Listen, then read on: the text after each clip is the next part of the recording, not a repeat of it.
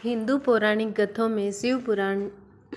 में शिव पुराण एक सुप्रसिद्ध पुराण है, जिसमें भगवान शिव के विभिन्न कल्याणकारी स्वरूपों, भगवान शिव की महिमा, शिव पार्वती विवाह, कार्तिकेय जन्म और शिव उपासना का विस्तृत में वर्णन किया गया है। भगवान शिव की लीलाओं एवं कथाओं के अतिरिक्त इस पुराण में विभिन्न प्रकार की पूजा पद्धतियों और ज्ञानप्रद शिक्षाओं का उल्लेख भी किया गया है। वैसे तो यह माना जाता है कि मूल शिव महापुराण में श्लोकों की संख्या 1,00,000 थी, लेकिन महर्षि वेदव्यास जी ने इनको 28,000 श्लोकों में संक्षिप्त कर दिया है।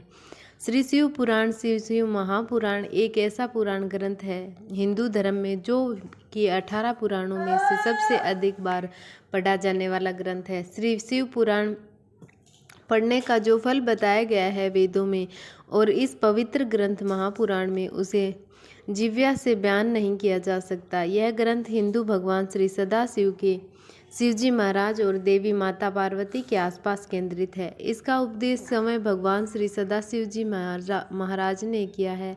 हम कलयुगी जीवों पर कृपा करके और हमें यही रास्ता मार्ग दिखने के लिए जिससे कि हम भगवान श्री सदाशिव जी महाराज के चरण कमलों में स्थान प्राप्त कर सकें। शिव पुराण में शिव के कल्याणकारी स्वरूप का तात्विक विवेचन, रहस्य, महिमा, उपासना का विस्तृत वर्णन है। यह संस्कृत भाषा में लिखी गई है। इसमें इन्हें पंच देवों में प्रधान अनादि सिद्ध परमेश्वर के रूप में स्वीकार किया गया। यह शिव महिमा लीला कथाओं के अतिरिक्त इसमें पूजा पद्धति, अनेक ज्ञानप्रद आख्यान और शिक्षाप्रद कथाओं का सुंदर संयोजन है। इसमें भगवान शिव के भव्यतम व्यक्तित्व का गुणगान किया गया है। शिव जो स्वयंभू है और शाश्वत है, सर्वोच्च सत्ता है, विश्व चेतना है और ब्रह्मांडीय अस्तित्व के आधार है। सभी पुराणों में शिव पुराण को सर्वाधिक महत्वपूर्ण होने का दर्जा प्राप्त है। इसमें भगवान शिव के विविध रूपों, अवतारों, ज्योतिर्लिंगों, भक्तों और भक्ति का विशद वर्णन किया गया है।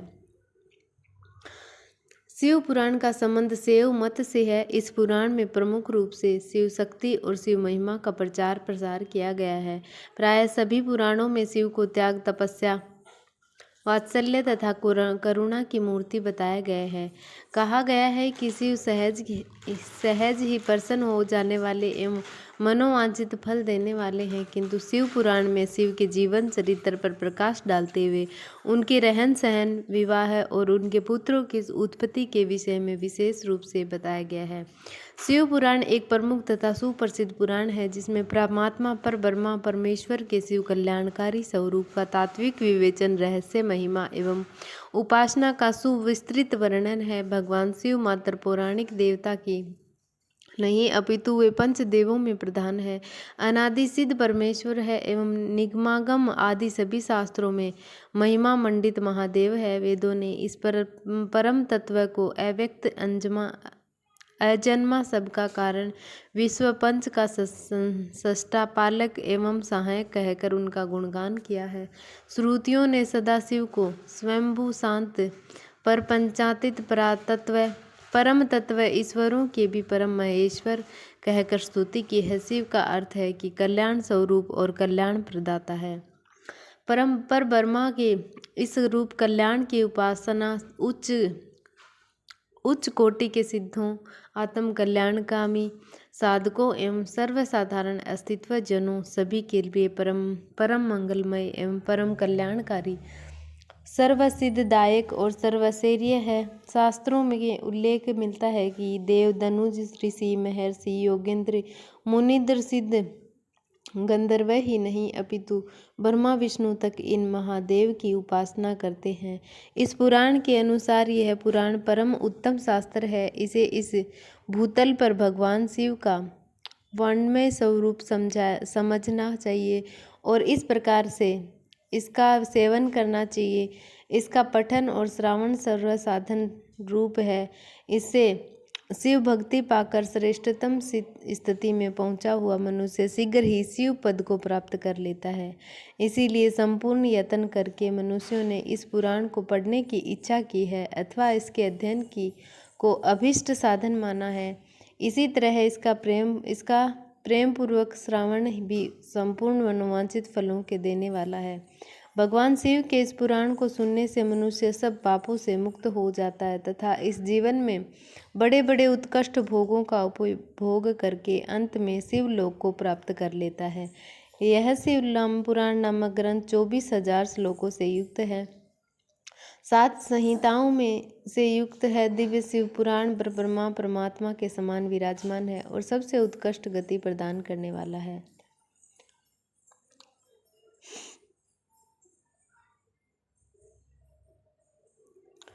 शिव कथा में पहला अध्याय हम आपको सुनाते हैं।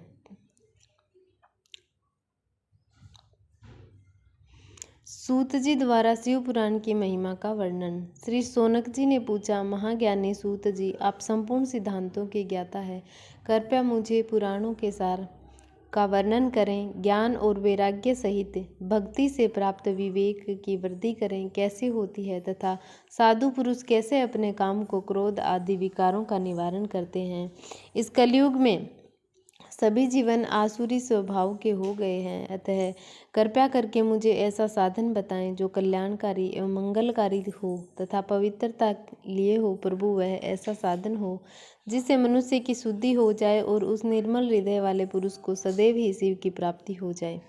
श्री सूत जी ने उत्तर दिया, शौनक जी, आप धन्य हैं, क्योंकि आपके मन में पुराण कथा को सुनने के लिए अपार प्रेम व लालसा है। इसीलिए मैं तुम्हें परम उत्तम शास्त्र की कथा सुनाता हूँ। वत्स, संपूर्ण सिद्धांत से संपन्न व्यक्ति को बढ़ाने वाला तथा शिवजी को संतुष्ट करने वाला अमृत के समान दिव्य शास्त्र है शिव पुराण।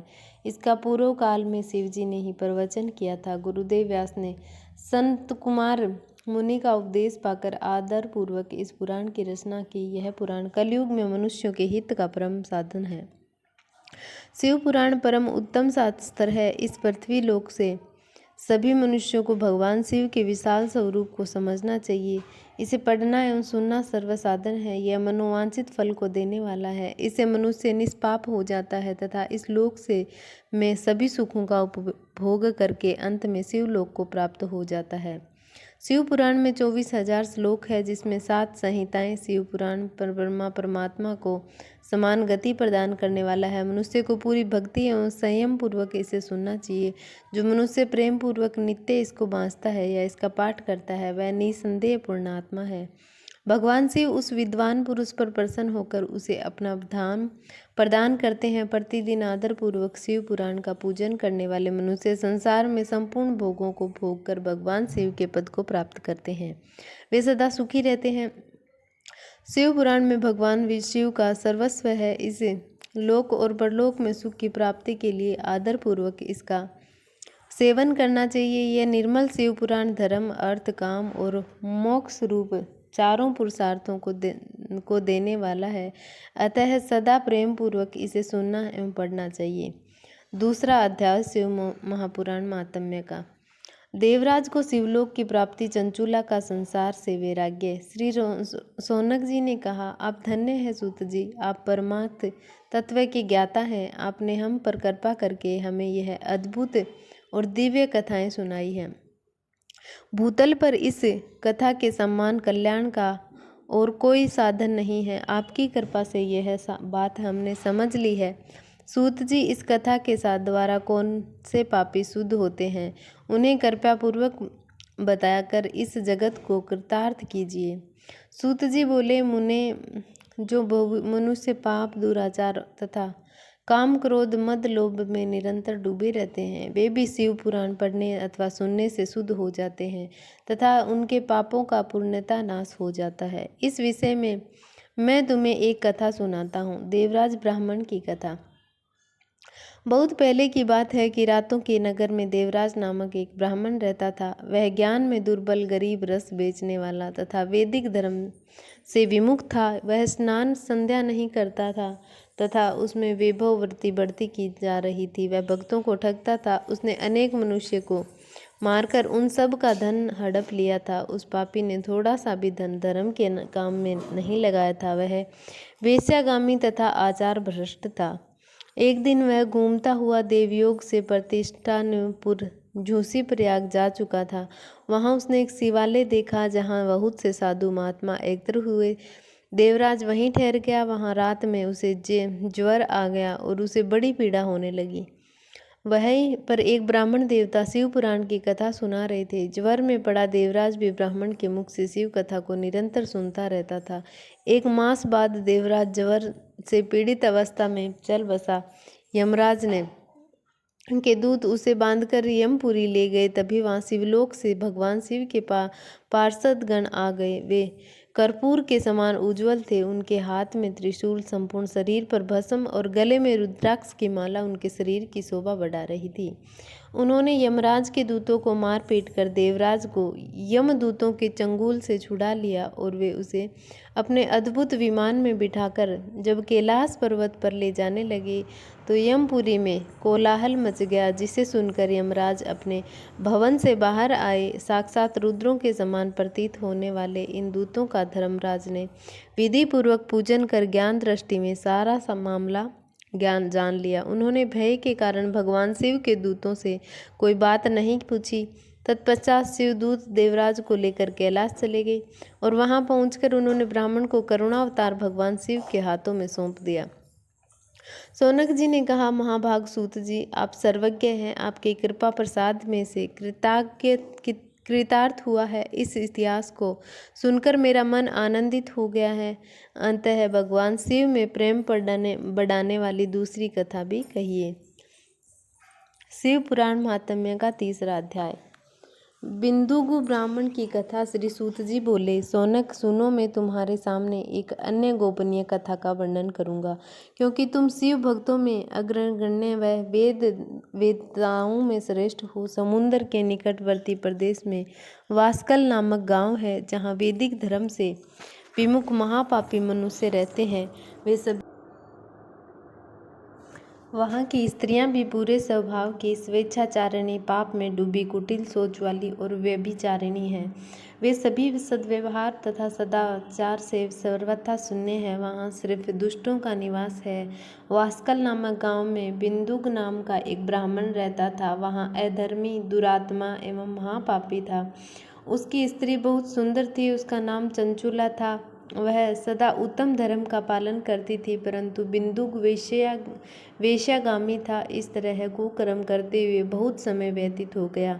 उसकी स्त्री काम में पीड़ित होने पर भी सब धर्मनाश के भय से क्लेश सहकर भी काफी समय तक धर्म भ्रष्ट नहीं हुई, परंतु आगे चलकर वह भी अपने दुराचारी पति के आचरण से प्रभावित होकर दुराचारिणी और अपने धर्म में विमुख हो गई। इस तरह दुराचार में डूबे हुए उन पति पत्नी का बहुत सा समय व्यर्थ बीत गया।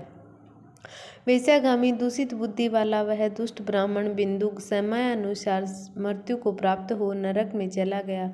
बहुत दिनों तक नरक के दुखों को भोग कर वह मूढ़ बुद्धि पापी विंध्य पर्वत पर भयंकर पिशाच हुआ। इधर उस दुराचारी बिंदु के मरे जाने पर वह चंचूला नामक स्त्री बहुत समय तक पुत्रों के साथ अपने घर में रहती रही। पति की मृत्यु के बाद वह भी अपने धर्म से गिरकर पर पुरुषों का संग करने लगी थी। सतियां विपत्ति में भी सभी भी अपने धर्म का पालन करना नहीं छोड़ती।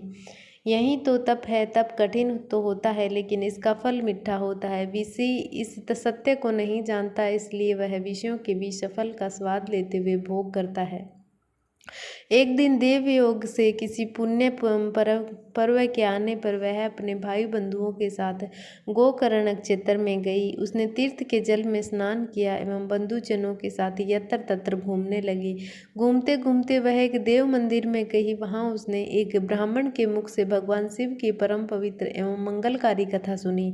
कथावाचक ब्राह्मण कह रहे थे कि जो स्त्रियां व्यभिचार करती है, वे मरने के बाद जब यमलोक जाती है, तब यमराज के दूत उन्हें तरह तरह से यंत्रणा देते हैं। वे उसके कामांगों को तप्त लोहे दंडों से दागते हैं। तप्त लोहे के पुरुष से उसका संसर्ग कराते हैं। ये सारे दंड इतनी वेदना देने वाले हैं कि जीव पुकार पुकार कर कहता है कि अब वह ऐसा नहीं करेगा, लेकिन यमदूत उसे छोड़ते नहीं हैं। कर्मों का फल तो सभी को भोगना पड़ता है। देव, ऋषि, मनुष्य सभी इससे बंधे हुए हैं। ब्राह्मण के मुख से यह वैराग्य बढ़ाने वाली कथा सुनकर चंचुला भय से व्याकुल हो गई। कथा समाप्त होने से सभी लोग वहां से चले गए। तब कथा बांचने वाले ब्राह्मण देवता से चंचुला ने कहा, हे ब्राह्मण, धर्म को न जानने के कारण मेरे द्वारा बहुत बड़ा दुराचार हुआ है। स्वामी, मेरे ऊपर कृपा करें, मेरा उद्धार कीजिए। आपके प्रवचन को सुनकर मुझे इस संसार से वैराग्य हो गया है। मुझे मूढ़ चित्त वाली पापिनी को धिक्कार है। मैं निंदा के योग्य हूँ। मैं बुरे विषयों में फंसकर अपने धर्म में विमुख हो गई। कौन मुझे जैसी कुमार्ग में मन लगाने वाली पापिनी का साथ देगा? जब यमदूत मेरे गले में फंदा डालकर मुझे बांध कर ले जाएंगे और नरक में मेरे शरीर के टुकड़े करेंगे, तब मैं कैसे उन महायातनाओं को सहन कर पाऊंगी? मैं सब प्रकार से नष्ट हो गई हूँ, क्योंकि अभी तक मैं हर तरह से पाप में डूबी रही हूँ। हे ब्राह्मण, आप मेरे गुरु हैं, आप ही मेरे माता पिता हैं। मैं आपकी शरण में आई हूँ। मुझ अबला का अब आप ही उद्धार कीजिए। सूत जी कहते हैं, सोनक इस प्रकार विलाप करती हुई चंचुला ब्राह्मण देवता के चरणों में गिर पड़ी। तब ब्राह्मण ने उसे कृपा पूर्वक उठाकर और इस प्रकार कहा। चंचुला की शिव कथा सुनने में रुचि और शिवलोक गमन का अध्याय है। ब्राह्मण बोले, नारी, तुम सौभाग्यशाली हो जो भगवान शंकर की कृपा से तुमने वैराग्यपूर्ण शिव पुराण की कथा सुनकर समय से अपनी गलती का एहसास कर लिया है। तुम डरो मत और भगवान शिव की शरण में जाओ। उनकी परम कृपा से तुम्हारे सभी पाप नष्ट हो जाएंगे। मैं तुम्हें भगवान शिव की कथा सहित वह मार्ग बताऊंगा जिसके द्वारा तुम्हें सुख देने वाली उत्तम गति प्राप्त होगी। शिव कथा सुनने से तुम्हारी बुद्धि शुद्ध हो गई है और तुम्हें पश्चाताप हुआ है तो मन में वैराग्य उत्पन्न हुआ है। पश्चाताप ही पाप करने वाले पापियों के लिए सबसे बड़ा प्रायश्चित है। पश्चाताप ही पापों का शोधक है। इससे ही पापों की शुद्धि होती है। तत्पुरुषों के अनुसार पापों की शुद्धि के लिए प्रायश्चित पश्चाताप से ही संपन्न होता है। जो मनुष्य अपने कुकर्मों के लिए पश्चाताप नहीं करता वह उत्तम गति प्राप्त नहीं करता, परंतु जिसे अपने कुकृत्य पर हार्दिक पश्चाताप होता है वह अवश्य उत्तम गति को भागीदार होता है। इसमें कोई शक वाली बात नहीं है। शिव पुराण की कथा सुनने से चित्त को शुद्धि एवं मन निर्मल हो जाता है। शुद्ध चित्त से ही भगवान शिव व पार्वती का वास होता है। वह शुद्धात्मा पुरुष सदा शिव के पद को प्राप्त करता है। इस कथा का श्रवण सभी मनुष्य के लिए कल्याणकारी है, अतः इसकी आराधना व सेवा करनी चाहिए। यह कथा भव बंधन रूपी रोग का नाश करने वाली है। भगवान शिव की कथा सुनकर हृदय में उसका मनन करना चाहिए। इससे चित्त की शुद्धि होती है। चित्त शुद्धि होने से ज्ञान और वैराग्य के साथ महेश्वर की भक्ति निश्चित ही प्रकट होती है तथा उनके अनुग्रह से दिव्य मुक्ति प्राप्त होती है। जो मनुष्य माया के प्रति आसक्त है वह इस संसार में बंधन से मुक्त नहीं हो पाता है। हे ब्राह्मण पत्नी, तुम अन्य विषयों से अपने मन को हटाकर भगवान शंकर की इस परम पावन कथा को सुनो। इससे तुम्हारे चित्त की शुद्धि होगी और तुम्हें मोक्ष की प्राप्ति होगी। जो मनुष्य निर्मल हृदय से भगवान शिव के चरणों का चिंतन करता है उसकी एक ही जन्म में मुक्ति हो जाती है। सूत जी कहते हैं, सोनक, यह कहकर भी ब्राह्मण चुप हो गए। उनका हृदय करुणा से भर गया। वे ध्यान में मग्न हो गए। ब्राह्मण का उक्त उपदेश सुनकर चंचुला के नेत्रों में आनंद के आंसू छलक आए। वह हर्ष भरे हृदय से ब्राह्मण देवता के चरणों में गिर गई और हाथ जोड़कर बोली, मैं कृतार्थ हो गई। हे ब्राह्मण, शिव भक्तों में श्रेष्ठ स्वामी, आप धन्य हैं।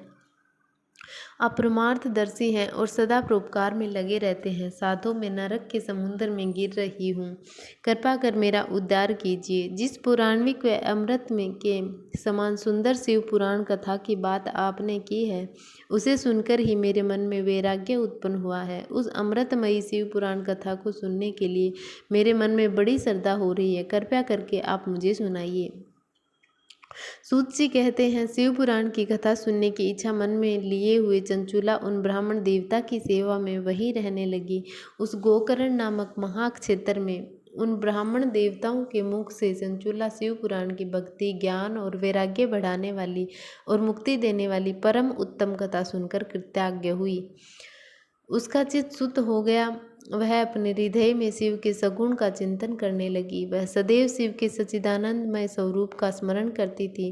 तत्पश्चात अपना समय पूर्ण होने पर चंचूला ने बिना किसी कष्ट के अपना शरीर त्याग दिया। उसे लेने के लिए एक दिव्य विमान पहुंचा। यह विमान शोभा साधनों से सजा था एवं शिव गणों से सुशोभित था। चंचूला विमान से शिवपुरी पहुंची। उसके सारे पाप धुल गए। वह दिव्यांगना हो गई। वह गौरांगी देवी मस्तक पर अर्धचंद्र का मुकुट व अन्य दिव्य आभूषण पहने शिवपुरी पहुंची। वहां उसने सनातन देवता त्रिनेत्रधारी महादेव शिव को देखा। सभी देवता उनकी सेवा में भक्त भाव में उपस्थित थे। उनकी अंग कांति करोड़ों सूर्यों के समान प्रकाशित हो रही थी। 5 मुख और हर मुख में 3-3 नेत्र थे। मस्तक पर अर्धचंद्राकार मुकुट शोभायान हो रहा था। कंठ में नील चिन्ह था। उनके साथ में देवी गौरी विराजमान थी, जो विद्युत पुंज के समान प्रकाशित हो रही थी। महादेव जी की कांति कपूर के समान गौरी थी। उनके शरीर पर श्वेत वस्त्र थे तथा शरीर श्वेत भस्म से युक्त था। इस प्रकार भगवान शिव के परम उज्ज्वल रूप के दर्शन कर चंचूला बहुत प्रसन्न हुई। उसने भगवान को बारंबार प्रणाम किया और हाथ जोड़कर प्रेम, आनंद और संतोष से मुक्त हो विनीत भाव से खड़ी हो गई। उसके नेत्रों में आनंदाश्रुओं की धारा बहने लगी। भगवान शंकर व भगवती गौरी उमा ने करुणा के साथ सौम्य दृष्टि से देखकर चंचूला को अपने पास बुलाया। गौरी उमा ने उसे प्रेम पूर्वक अपनी सखी बना लिया। चंचूला सुखपूर्वक भगवान शिव के धाम में उमा देवी की सखी के रूप में निवास करने लगी। शिव पुराण महात्म्य का 5वां अध्याय। बिंदु का पिशाच यानी से उद्धार। पुश्चात योनि से उद्धार। सूत जी बोले, सोनक, एक दिन चंचूला आनंद में मग्न उमा देवी के पास गई और दोनों हाथ जोड़कर उनकी स्तुति करने लगे। चंचूला बोली, हे गिरिराज नंदिनी स्कंद माता उमा, आप सभी मनुष्यों को एवं देवताओं द्वारा पूज्य द्वार तथा समस्त सुखों को देने वाली है। आप सब प्रिया है। आप ही सगुणा और निर्गुणा है। हे सच्चिदानंद स्वरूपिणी, आप ही प्रकृति की पोषक है। हे माता, आप ही संसार की सृष्टि, पालन और संहार करने वाली है। आप ही ब्रह्मा, विष्णु और महेश को उत्तम प्रतिष्ठा देने वाली है, परम शक्ति है। सूत जी कहते हैं, सोनक, सद्गति प्राप्त चंचूला इस प्रकार देवी की स्तुति कर शांत हो गई। उसकी आंखों में प्रेम के आंसू उमड़ आए। तब शंकर प्रिया भक्त वत्सल उमा देवी ने बड़े प्रेम से चंचूला को चुप कराते हुए कहा, सखी चंचूला, मैं तुम्हारी स्तुति से प्रसन्न हूँ। बोलो, क्या वर मांगती हो? चंचूला बोली, हे गिरिराज कुमारी, मेरे पति बिंदु इस समय कहाँ है? उनकी कैसी हुई है? मुझे बताइए और कुछ उपाय कीजिए ताकि हम फिर से मिल सकें। हे महादेवी, मेरे पति एक शुद्ध जाति वेश्या के प्रति आसक्त थे और पाप में डूबे हुए थे।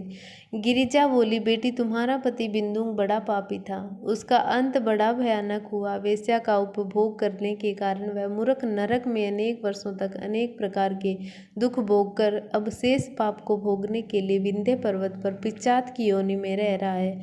वह दुष्ट वहीं वायु पीकर रहता है और सब प्रकार के कष्ट सहता है। सूत जी कहते हैं, सोनक, गौरी देवी के यह बात सुनकर चंचूला अत्यंत दुखी हुई। फिर मन को किसी तरह स्थिर करती हुई दुखी हृदय से माँ गौरी से उसने एक बार फिर पूछा, हे महादेवी, मुझ पर कृपा कीजिए और मेरे पापी पति का अब उद्धार कर दीजिए। कृपा करके मुझे वह उपाय बताए जिससे मेरे पति को उत्तम गति प्राप्त हो सके। गौरी देवी ने कहा, यदि तुम्हारा पति बिंदु शिव पुराण की पुण्यमयी उत्तम कथा सुने तो वह इस दुर्गति को पार करके उत्तम गति का भागी हो सकता है।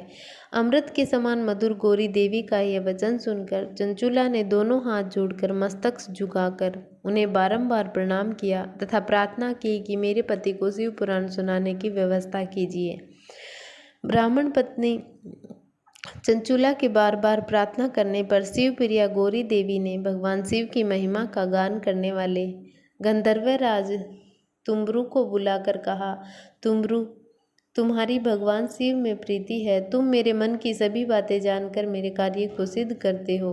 तुम मेरी इस सखी के साथ विंध्य पर जाओ, वहाँ एक महाघोर और भयंकर पिशाच रहता है। पूर्व जन्म में वह पिशाच बिंदु नामक ब्राह्मण मेरी इस सखी चंचुला का पति था। वह वेश्यागामी हो गया। उससे स्नान संध्या आदि नित्य क्रम छोड़कर अपवित्र रहने लगा। क्रोध के कारण उसकी बुद्धि भ्रष्ट हो गई। दुर्जनों से उसकी मित्रता तथा सज्जनों से द्वेष बढ़ गया।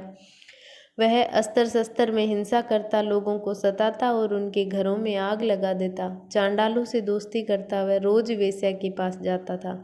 पत्नी को त्याग कर दुष्ट लोगों से दोस्ती कर उन्हीं के संपर्क में रहता था। वह मृत्यु तक दुराचार में फंसा रहा।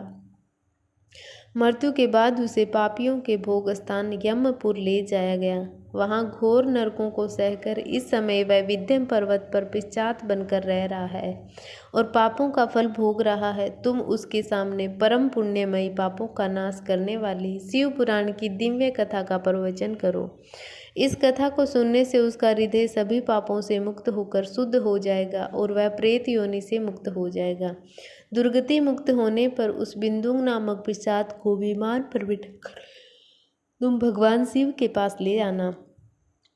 सूत जी कहते हैं, सौनक, माँ उमा का आदेश पाकर गंधर्वराज तुमरु प्रसन्नतापूर्वक अपने भाग्य की सराहना करते हुए चंचुला को साथ लेकर विमान से पिशाच के निवास स्थान विंध्य पर्वत गया।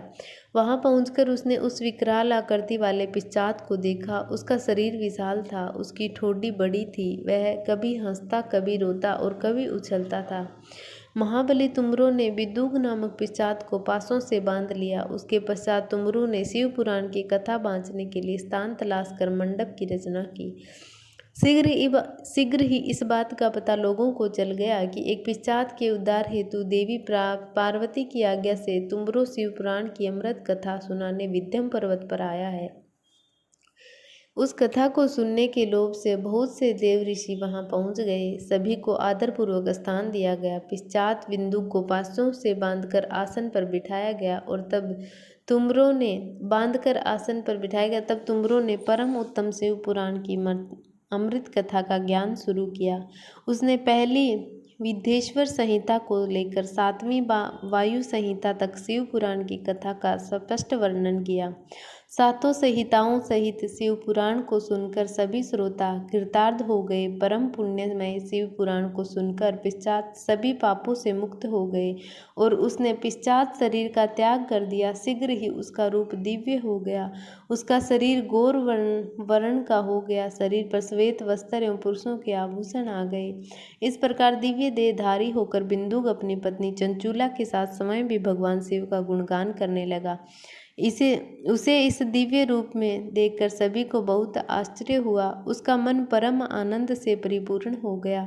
सभी भगवान महेश्वर के अद्भुत चरित्र को सुनकर कृतार्थ हो उनका यशोगान करते हुए अपने अपने धाम को चले गए। बिंदुक अपनी पत्नी चंचुला के साथ विमान में बैठकर शिवपुरी की ओर चल दिया। महेश्वर के गुणों का गान करता हुआ बिंदुक अपनी पत्नी चंचुला व तुमरू के साथ शीघ्र ही शिवधाम पहुंच गया। भगवान शिव व देवी पार्वती ने अपना पार्षद बना लिया। दोनों पति पत्नी सुखपूर्वक भगवान महेश्वरी एवं देवी गौरी के श्री चरणों में अविचल निवास पाकर धन्य हो गए।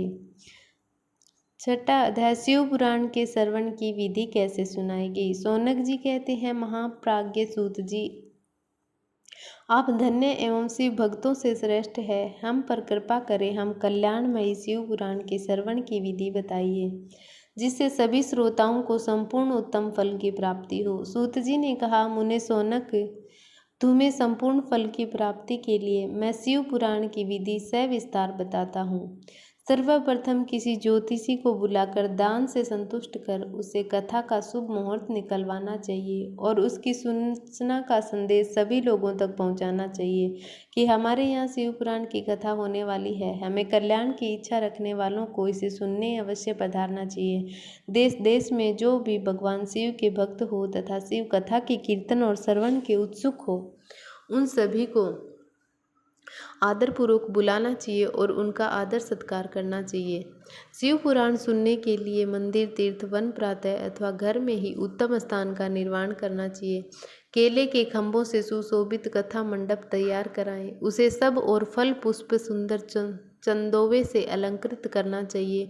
चारों कोनों पर ध्वज लगाकर उसे विभिन्न सामग्री से सुशोभित करें। भगवान शंकर के लिए भक्ति पूर्वक दिव्य आसन का निर्माण करें तथा कथावाचक के लिए भी दिव्य आसन का निर्माण करना चाहिए। नियम पूर्वक कथा सुनने वालों के लिए भी सुयोग्य आसन की व्यवस्था करें तथा अन्य लोगों के बैठने की भी व्यवस्था करें।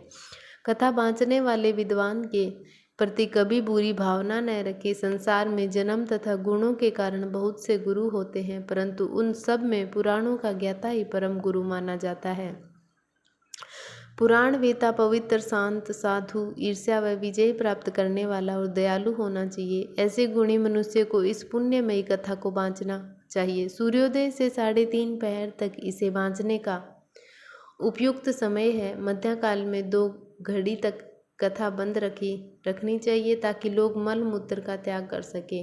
जिस दिन से कथा शुरू हो रही है उससे 1 दिन पहले व्रत ग्रहण करें। कथा के दिनों में प्रातः काल का नित्य क्रम संक्षेप में कर लेना चाहिए। वक्ता के पास उसकी सहायता हेतु एक विद्वान व्यक्ति को बैठाना चाहिए जो कि सब प्रकार के संशयों को दूर कर लोगों को समझाने में कुशल हो।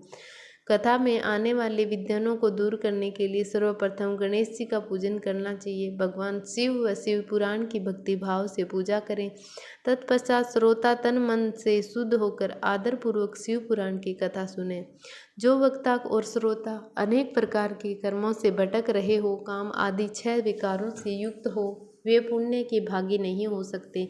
जो मनुष्य अपनी सभी चिंताओं को भूलकर कथा में मन लगाते हैं, उन शुद्ध बुद्धि मनुष्यों को उत्तम फल की प्राप्ति होती है। 7वां अध्याय श्राद्धों द्वारा पालन किए जाने वाले नियम कौन कौन से हैं।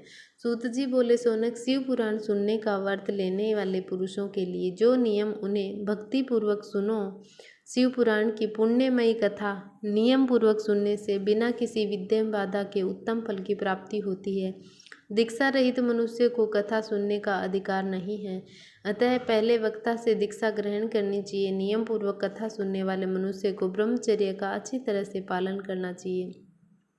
उसे भूमि पर सोना चाहिए, पत्तल में खाना चाहिए तथा कथा समाप्त होने पर भी अन्न ग्रहण करना चाहिए। समर्थ मनुष्य को शुद्ध भाव से शिव पुराण की कथा की समाप्ति तक उपवास रखना चाहिए और एक ही बार भोजन करना चाहिए।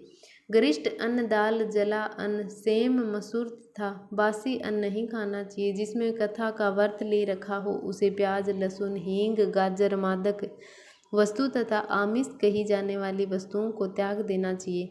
ऐसा मनुष्य प्रतिदिन सत्य, सोच, दया, मौन, सरलता, विनय तथा हार्दिक उदारता आदि सद्गुणों को अपनाए तथा साधु संतों की निंदा का त्याग कर नियम पूर्वक कथा सुने। सकाम मनुष्य इस कथा के प्रभाव से अपनी अभिष्ट कामना प्राप्त करता है और निष्काम मोक्ष प्राप्त करता है। सभी स्त्री पुरुषों को विधि विधान से शिव पुराण की उत्तम कथा को सुनना चाहिए।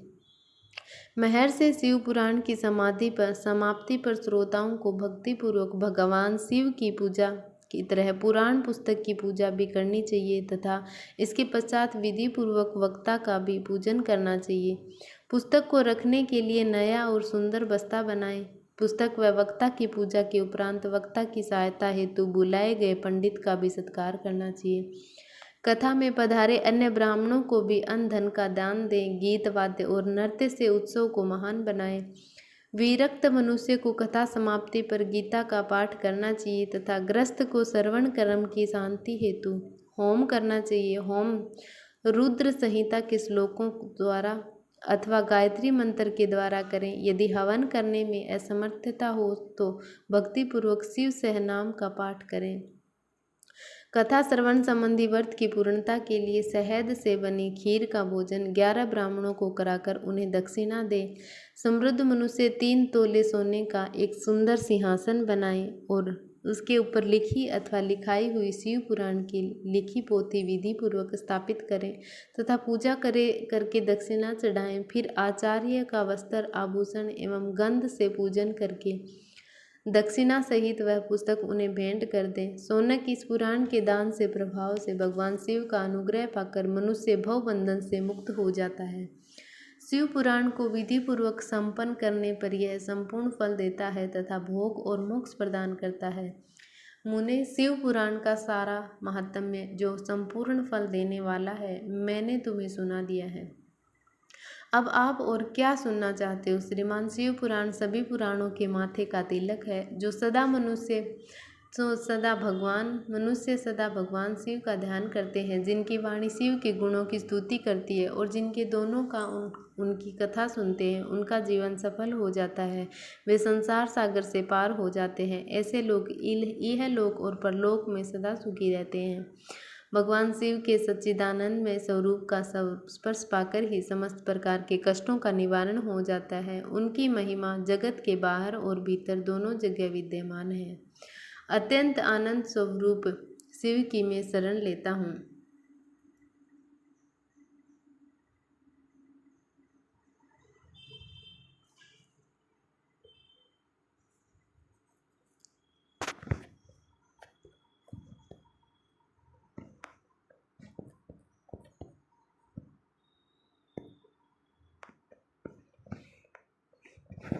प्रयाग में सूत जी ने मुनियों का तुरंत पापनाश करने वाले साधन के विषयों में प्रश्न किया, जो आदि से लेकर अंत में है, नित्य मंगलमय है, जो आत्मा के रूप को प्रकाशित करने वाले हैं, जिनके 5 मुख हैं और जो खेल खेल में जगत की रचना, पालन और संहार, अनुग्रह 5 प्रबल कर्म करते हैं। उन सर्वश्रेष्ठ अजर अमर उमापति भगवान शंकर का मैं मन ही मन चिंतन करता हूँ।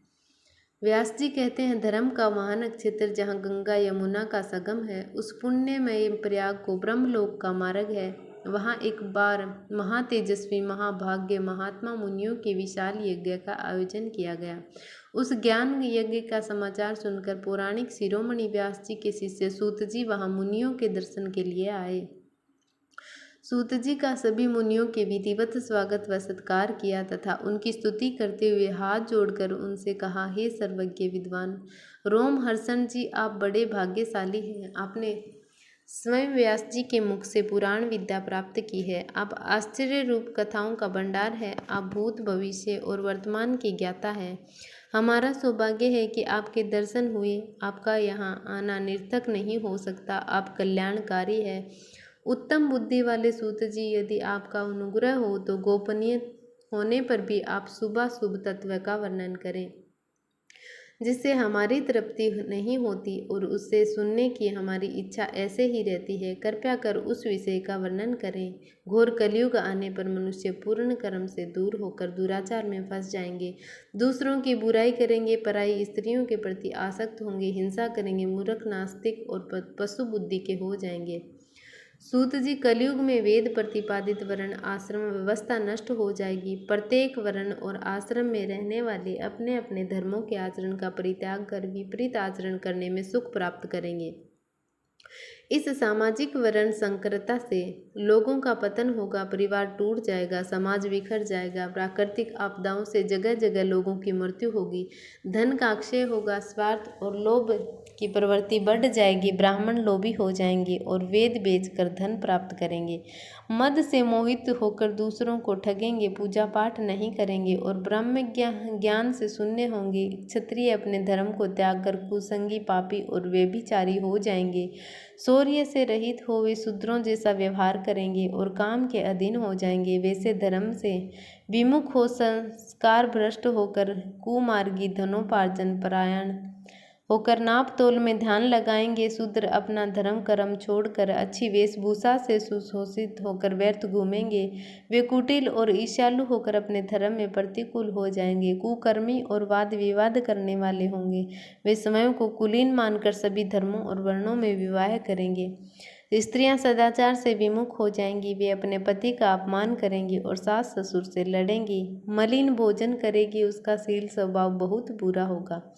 सूत जी, इस तरह जिनकी बुद्धि नष्ट हो गई है और इन्हें और जिन्होंने अपने धर्म का त्याग कर दिया है, ऐसे लोग परलोक में उत्तम गति कैसे प्राप्त करें, इस चिंता से हम सभी व्याकुल हैं।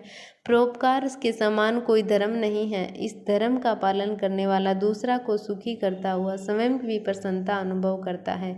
यह भावना यदि निष्काम हो तो कर्ता का हृदय शुद्ध करते हुए उसे परम गति प्रदान करती है। हे महामुने, आप समस्त सिद्धांतों के ज्ञाता है, कृपया कर कोई ऐसा उपाय बताइए जिससे इन सबके पापों का तत्काल नाश हो जाए। व्यास जी कहते हैं, उन श्रेष्ठ मुनियों की यह बात सुनकर सूत जी मन ही मन श्रेष्ठ भगवान शंकर का स्मरण करके उनसे इस प्रकार बोले। शिव की पुराण महिमा। सूत जी, साधु महात्माओं, आपने बहुत अच्छी बात पूछी है। यह प्रश्न तीनों लोगों का हित करने वाला है। आप लोगों के स्नेहपूर्ण आग्रह पर गुरुदेव व्यास का स्मरण कर में समस्त पारांशियों में उद्धार करने वाले शिव पुराण की अमृत कथा के वेदांत का सार सर्वस्कर है। यही परलोक के परमार्थ को देने वाले हैं तथा दुष्टों का विनाश करने वाले हैं। इसमें भगवान शिव के उत्तम यश का वर्णन है। धर्म, अर्थ, काम, मोक्ष आदि पुरुषार्थों को देने वाले हैं। पुराण अपने प्रभाव की दृष्टि से व्यक्ति तथा विस्तार को प्राप्त रहा। शिव पुराण अध्ययन से कलयुग के सभी पापों में भी लिप्त जीव उत्तम गति को प्राप्त होंगे। इसके हृदय से ही कलयुगी का उत्पाद शांत हो जाएगा। शिव पुराण को वेद तुल्य मान जाएगा। इसका प्रवचन सर्वप्रथम भगवान शिव ने किया था। इस पुराण के बाहर खंड या भेद है। ये 12 संहिताएं हैं। इसमें विद्धेश्वर संहिता, रुद्र संहिता, विनायक संहिता, उमा संहिता, सहस्त्र कोटि संहिता, एकादश संहिता, कैलाश संहिता, शतरुद्र संहिता, कोटि रुद्र संहिता, मातर संहिता, वायव्य संहिता और धर्म संहिता। विद्धेश्वर संहिता में 10,000 श्लोक है। रुद्र संहिता, विनायक संहिता, उमा संहिता और मातर संहिता प्रत्येक में 8,000 श्लोक है। एकादश रुद्र संहिता में 13,000, कैलाश संहिता में 6,000, शतरुद्र संहिता में 3,000, कोटि रुद्र संहिता में 9,000, सहस्त्र कोटि संहिता में 11,000, वायव्य संहिता में 4,000 तथा धर्म संहिता में 12,000 श्लोक है। मूल शिव पुराण में कुल 1,00,000 श्लोक है, परंतु व्यास जी ने इसे 24,000 श्लोकों में संक्षिप्त कर पुराणों की क्रम संख्या में शिव पुराण का चौथा स्थान, जिसमें 7 संहिताएं हैं।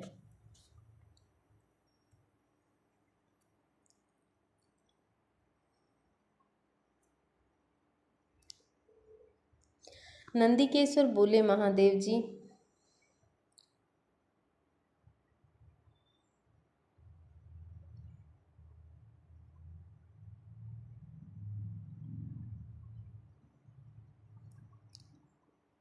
शिवलिंग का रहस्य एवं महत्व। सूत जी कहते हैं, हे सोनक जी, श्रवण, कीर्तन और मनन जैसे साधकों को करना प्रत्येक के लिए सुगम नहीं है।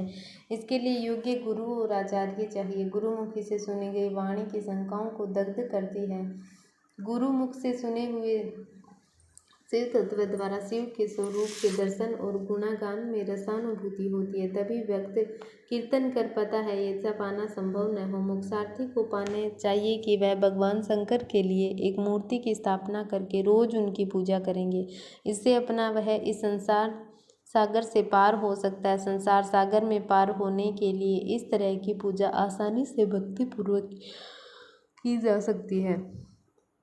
अपनी शक्ति एवं सामर्थ्य के अनुसार धनराशि से शिवलिंग या शिव मूर्ति की स्थापना कर भक्ति भाव से उसकी पूजा करनी चाहिए। मंडप, गोपूर्ण, तीर्थ, मठ एवं अक्षेत्र की स्थापना कर उत्सव का आयोजन करना चाहिए तथा पुष्प, धूप, वस्त्र, गंध, दीप तथा पुआ और तरह तरह के भोजन नैवेद्य के रूप में अर्पित करने चाहिए। श्री शिवजी ब्राह्मण और निष्फल अर्थात कला रहित भी है और कला सहित भी मनुष्य इन दोनों स्वरूपों की पूजा करते हैं। शंकर जी को ही ब्रह्मा पदवी भी प्राप्त है। कल्यापूर्ण भगवान शिव की मूर्ति पूजा भी मनुष्यों द्वारा की जाती है और वेदों ने भी इस तरह की पूजा की आज्ञा प्रदान की। सन कुमार जी ने पूछा, हे नंदिकेश्वर, पूर्व काल में उत्पन्न हुए लिंग भेद अर्थात मूर्ति की उत्पत्ति के संबंध में आप हमें विस्तार कीजिए। नंदिकेश्वर ने बताया, मुनीश्वर, प्राचीन काल में एक बार ब्रह्मा और विष्णु के मध्य युद्ध हुआ तो उनके बीच स्तंभ रूप एक शिवजी प्रकट हो गए। इस प्रकार उन्होंने पृथ्वी लोक का संरक्षण किया।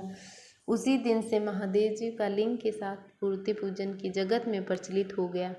अन्य देवताओं की साकार अर्थात मूर्ति पूजा होने लगी, जो कि अभिष्ट फल प्रदान करने वाली थी, परंतु शिव जी के लिंग और मूर्ति दोनों रूप ही पूजनीय हैं। नंदीकेश्वर बोले, पूर्व काल में श्री विष्णु अपनी पत्नी के लक्ष्मी जी के साथ शेष शैया पर शयन कर रहे थे। तब एक बार ब्रह्मा जी वहां पहुंचे और विष्णु जी को पुत्र कहकर पुकारने लगे, पुत्र उठो, मैं तुम्हारा ईश्वर तुम्हारे सामने खड़ा हूँ। यह सुनकर विष्णु जी को क्रोध आ गया, फिर भी शांत रहते हुए वे बोले, पुत्र तुम्हारा कल्याण हो, कहो अपने पिता के पास कैसे आना हुआ। यह सुनकर ब्रह्मा जी कहने लगे, मैं तुम्हारा रक्षक हूँ, सारे जगत का पिता मैं हूँ, सारा जगत मुझ में निवास करता है, तू मेरी नाभि कमल से प्रकट होकर मुझसे ऐसी बातें कर रहा है। इस प्रकार दोनों में विवाद होने लगा।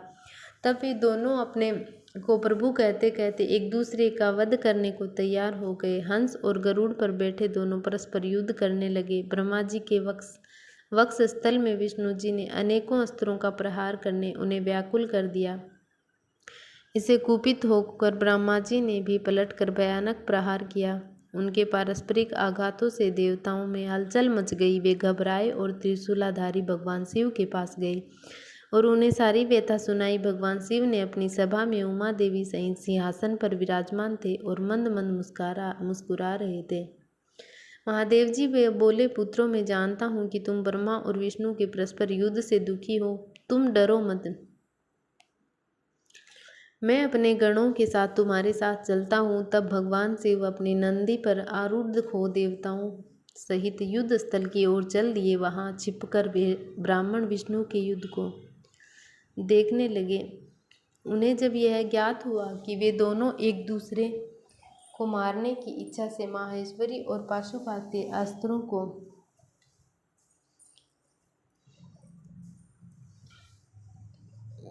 को शांत करने के महाअग्नि के तुल्य एक स्तंभ रूप में ब्रह्मांड और विष्णु मध्य खड़े हो गए। महाअग्नि के प्रकट होते ही दोनों के अस्त्र स्वयं ही शांत हो गए। अस्त्रों को शांत होते देखकर ब्रह्मा और विष्णु दोनों कहने लगे, इस अग्नि स्वरूप स्तंभ के बारे में हमें जानकारी करनी चाहिए। दोनों ने उसकी परीक्षा लेने का निर्णय लिया। भगवान विष्णु ने शुक्र रूप से धारण किया और उसको देखने के लिए नीचे धरती में चल दिए।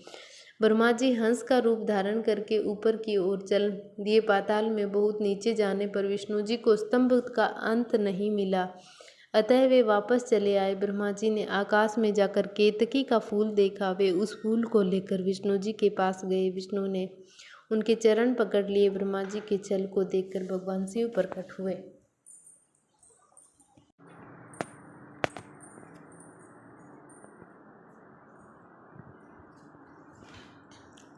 विष्णु जी की महानता से शिव प्रसन्न होकर बोले, हे विष्णु जी, आप सत्य बोलते हैं, अंत में आपको अपनी समानता का अधिकार देता हूँ।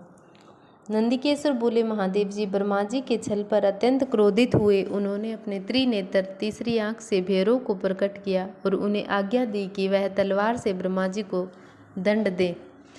आज्ञा पाते ही भैरव ने ब्रह्मा जी के बाल पकड़ लिए और उनका 5वां सिर काट दिया। ब्रह्मा जी डर के मारे कांपने लगे। उन्होंने भैरव के चरण पकड़ लिए तथा क्षमा मांगने लगे। इसे देखकर श्री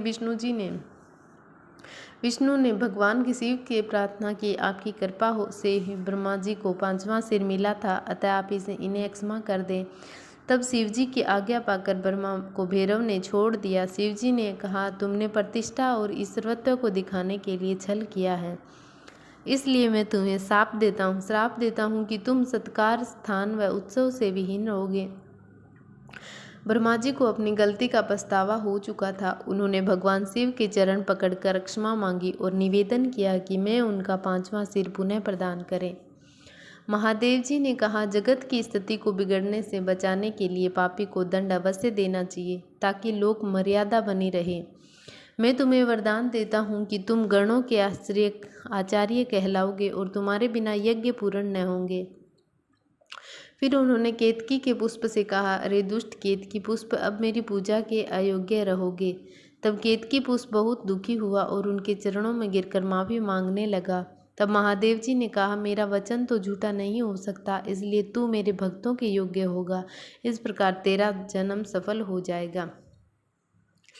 लिंग पूजा का महत्व है।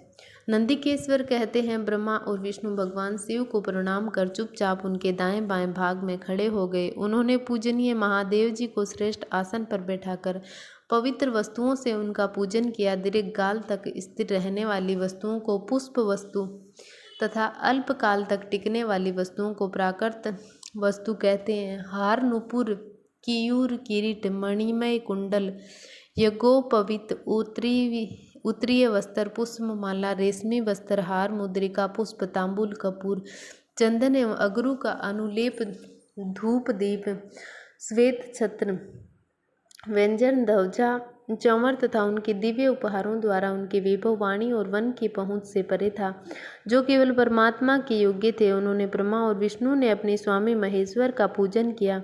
इससे प्रसन्न होकर भगवान शिव ने दोनों देवताओं से मुस्कुराकर कहा, पुत्र, आज तुम्हारे द्वारा की गई पूजा से मैं बहुत प्रसन्न हूँ। इसी कारण यह दिन परम पवित्र और महान होगा। यह तिथि शिवरात्रि के नाम से प्रसिद्ध होगी और मुझे परम प्रिय होगी।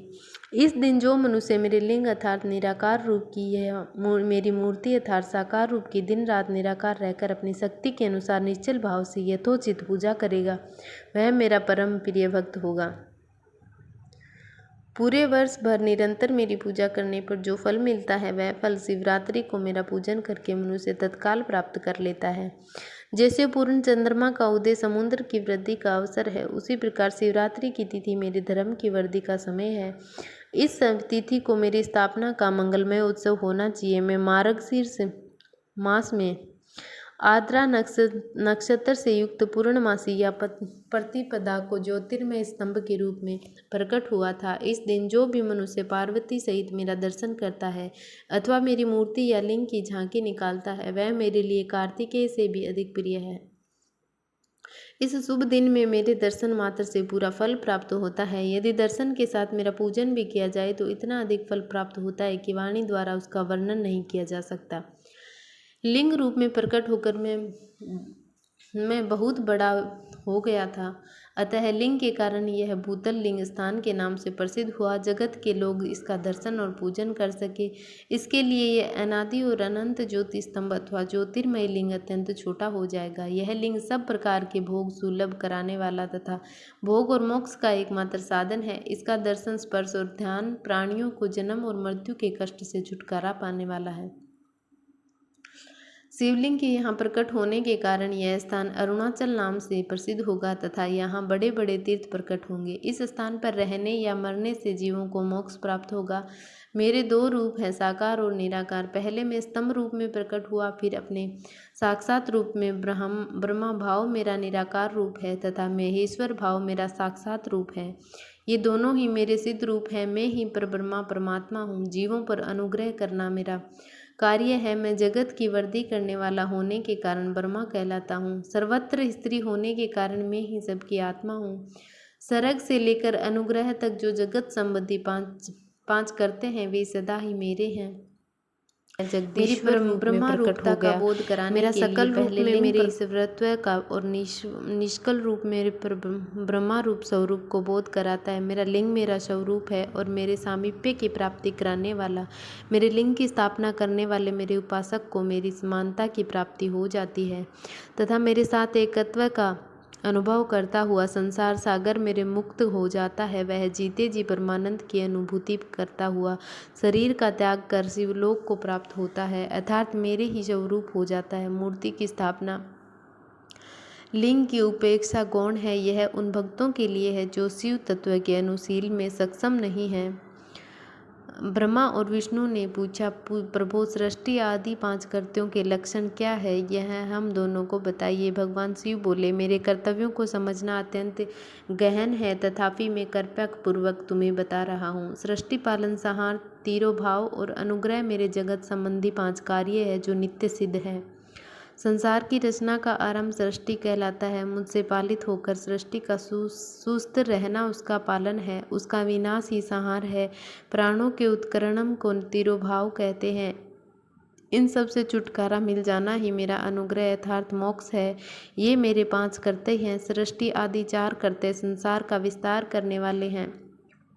5वां कर्तव्य मोक्ष का है। मेरे भक्तजन इन 5 कार्यों को 5 भूतों में देखते हैं। सृष्टि धरती पर स्थित, जल में संहार, अग्नि से, तिरोभाव वायु में, और अनुग्रह आकाश में स्थित है। पृथ्वी से सबकी सृष्टि होती है, जल से वृद्धि होती है, आग सबको जला देती है, वायु एक स्थान से दूसरे स्थान पर ले जाती है, और आकाश सबको अनुग्रहित करता है। इन 5 कर्तव्यों का भार वहन करने के लिए ही मेरे 5 मुख है। 4 दिशाओं में 4 मुख और उनके बीच में 5वां मुख है। पुत्रों, तुम दोनों ने मुझे तपस्या से प्रसन्न कर सृष्टि और पालन 2 कार्य प्राप्त किए हैं। इसी प्रकार मेरे विभूति स्वरूप रुद्र और महेश्वर से ने संहार और तिरोभाव कार्य मुझसे प्राप्त किए हैं। परंतु मोक्ष में स्वयं प्रदान करता हूँ। मैंने पूर्व काल में अपने स्वभूत मंत्र का उपदेश किया है, जो ओंकार रूप में प्रसिद्ध है।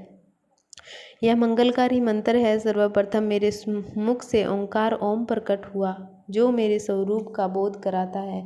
इसका स्मरण निरंतर करने से मेरा ही सदा स्मरण होता है। मेरे उत्तरवर्ती मुख से अकार का, पश्चिम मुख से उकार का, दक्षिण मुख से मकार का, पूर्ववर्ती मुख से मुख बिंदु तथा मध्यवर्ती मुख से नाद का परिणीकरण हुआ था। इस प्रकार इन 5 अवयवों से ओंकार का विस्तार हुआ। इन 5 अवयवों के एकाकार होने पर प्रणव ओम नामक अक्षर उत्पन्न हुआ। जगत में उत्पन्न सभी स्त्री पुरुष इस प्रणव मंत्र में व्याप्त है। यह मंत्र शिव शक्ति दोनों का बोधक है। इसी से पंचाक्षर मंत्र ओम नमः शिवाय की उत्पत्ति हुई। यह मेरे साकार रूप का बोधक है। इस पंचाक्षर मंत्र में मात्र का वर्णन प्रकट हुए, जो 5 वेद वाले हैं। इसी से शिरोमणि सहित त्रिपर्दा गायत्री का प्रकाट हुआ। गायत्री से संपूर्ण वेद प्रकट हुए और उन वेदों से करोड़ों मंत्र निकले हैं। उन मंत्रों से विभिन्न कार्यों की सिद्धि होती है। इन 5 पंचाक्षर परवर्ण मंत्र से सभी मनोरथ पूर्ण होते हैं। इस मंत्र से भोग और मोक्ष दोनों प्राप्त होते हैं।